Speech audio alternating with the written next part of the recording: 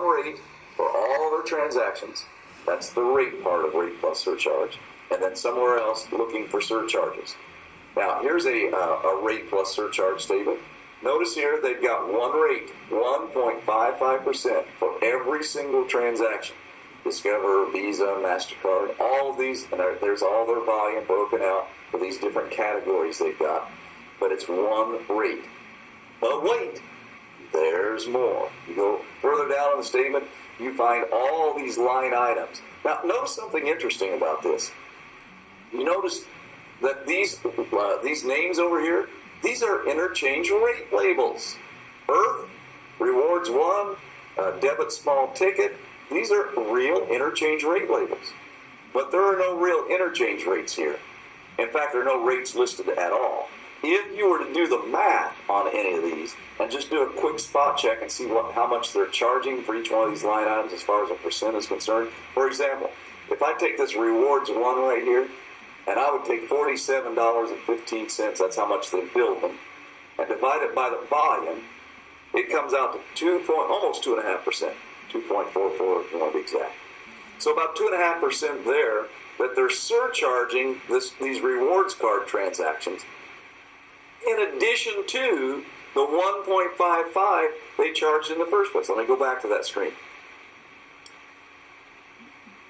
See here, they charge all the transactions 1.55%, but then on top of that, this example, this line item, that's another 2.5% on top of the 1.55. So they're paying like 4% for these rewards card transactions. And if you do the math and divide these numbers by these numbers all across the board, these range anywhere from 2 to 2.5%. They are surcharges. None of these are interchange rates. You can't do any math here and make these come out to interchange rates. So this is a rate plus surcharge statement. 1.55 and all these surcharges for all these different types of transactions. Here's another one. Excuse me.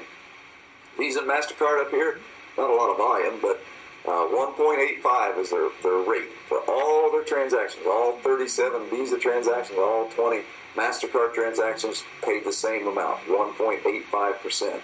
But you go further down the statement, you find this section down here.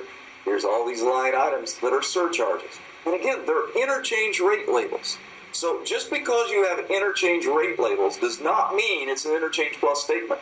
This is a surcharge statement. They're just breaking these interchange labels out and saying, well, this interchange label, we're going to surcharge you for. We're going to surcharge you for this one, this one, this one. And they don't tell you the rates they're surcharging. In fact, very rarely do they ever disclose the rates and how they figure them out. It's all mysterious. But I can tell you this, on this particular statement, look at this one line item right here. That stands for MasterCard World Elite Merit 3. Now that is a real interchange rate for MasterCard. Notice they've got, they charge them $23.66 right here for and notice it's 3 transactions.